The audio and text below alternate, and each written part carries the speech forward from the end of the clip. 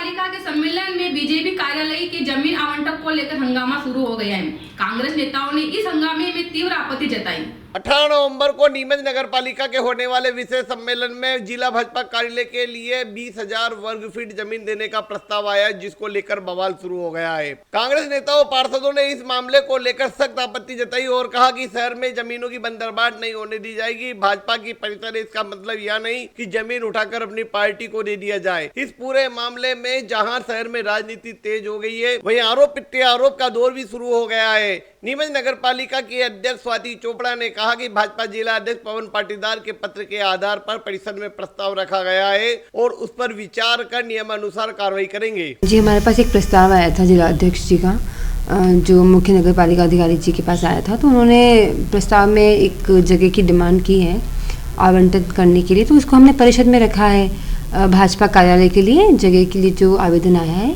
तो उसका जो भी निर्णय होगा वो नियम अनुसार विधि सम्मत लिया जाएगा। देखिए, बंगला बगीचा भी जो समस्या है वो शासन स्तर की समस्या है, उसके अंदर भी हमारी बातचीत ऊपर चल रही है, पर वो थोड़ा समय लगेगा उसके अंदर, और एक अच्छा रास्ता उसके लिए भी हम ढूंढ रहे हैं कि कैसे उस समस्या को सुलझाया जाए।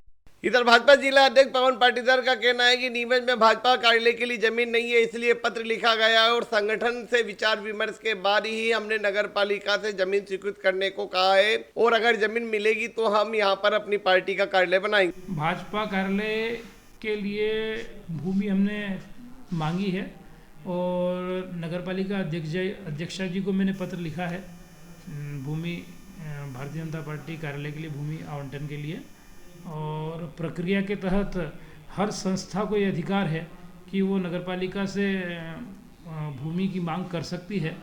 तो उसी प्रक्रिया के तहत भूमि की मांग करी है।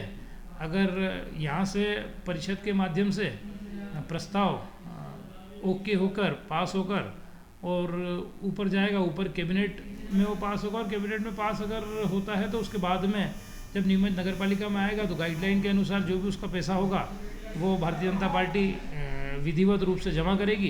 तो जो भी प्रक्रिया विधिवत रूप से है उसी अनुसार आवेदन किया है और उसी अनुसार पूरी प्रक्रिया चलेगी और पैसा जमा कर और जो प्रक्रिया उसके तहत कार्यालय लिया जाएगा, कार्यालय जाएगी। देखो, जैसी कांग्रेस की सोच है और जैसी उनकी कार्यप्रणाली है, क्योंकि बरसों से उनने भूमि हड़पना और बरसों से उनने ट्रांसफ़र उद्योग चलाना और बरसों से ऐसी जगहों पर, मैं कहना नहीं चाहूँगा पर मेरे पास ऐसे कई लोग हैं जिनने कहा है कि अनावश्यक जो कांग्रेस के मेरे मित्र हैं, ये कह सकते हैं, क्योंकि हम सभी लोग यहीं के हैं, उन लोगों ने बहुत सारे ऐसे प्लाट, ऐसे ज़मीन, ऐसे बनते हुए निर्माणों के ऊपर MOS के उल्लंघन की या ऐसी आपत्तियां दर्ज कर रखी है जहां वाजिब जगह भी है, सिर्फ इसलिए कि जनता और लोगों को परेशान करना। मैं उन नामों का खुलासा नहीं कर सकता।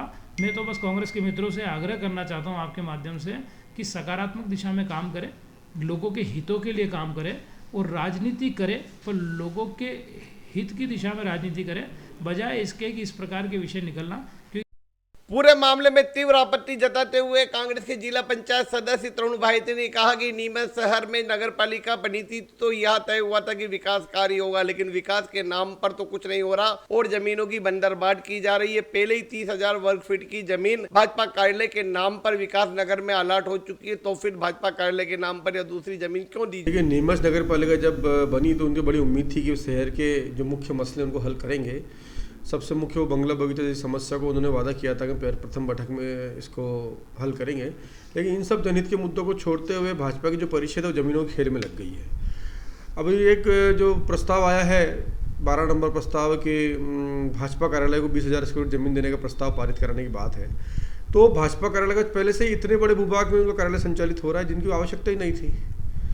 उस जमीन पर कई योजना पहले स्वीकृत होने के प्रस्ताव पास हो चुके हैं, जैसे कि कांग्रेस के शासन नगर पालिका परिषद थी उस समय सर्वसम्मति प्रस्ताव पास हुआ था कि यहाँ पर गरीब लोगों के लिए आवासीय बस्ती बनाई जाएगी।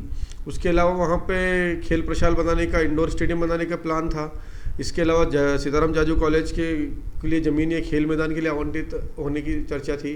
ऐसी कई योजनाएँ थी जो ज़मीन पर उपयोग में लाई जा सकती है और प्रस्ताव भी पास है, लेकिन भाजपा की परिषद अब ये बहुमत का बेजा फायदा उठाते हुए इसका खेल रच रही है। और सबसे मुख्य बात कि इसके अंदर भाजपा में ही मतभेद है। आज समाचार पत्रों में देखा जाए तो भाजपा विधायक कह रहे हैं कि मुझे जानकारी नहीं है क्या प्रस्ताव लाया जा रहा है, और आप जिलाध्यक्ष से पूछिए, वो खुद खेल प्रशाल यहाँ पर स्थापित करने की बात कर रहे हैं। तो भाजपा के जिलाध्यक्ष, भाजपा विधायक इस मुद्दे पर आपस में एकमत नहीं है, तो ये एक सोची समझी साजिश है कि नीमच में खेल मैदानों को समाप्त किया जाए। और खेल मैदान जो कि एक नीमच की पहचान है, खेल पहले तय किया गया था कि ये पूरा खेल जोन बनाने का था, और नीमच का विकास इसी तरह होना चाहिए कि वहाँ पे स्विमिंग पूल नज़दीक है, सीआरपीएफ के मैदान नज़दीक है, केंद्रीय विद्यालय नज़दीक है, दशहरा मैदान नज़दीक है, सीताराम जाजी कॉलेज गर्ल्स कॉलेज नज़दीक है। ये पूरा खेल जोन बनाने का प्रस्ताव यहाँ पर एक बुद्धिजीवियों और शहर की लोगों ने चर्चा करी थी, लेकिन इन सबको जुटलाते हुए भाजपा की जो वर्तमान परिषद है जमीनों खेल खेलने में तुली है।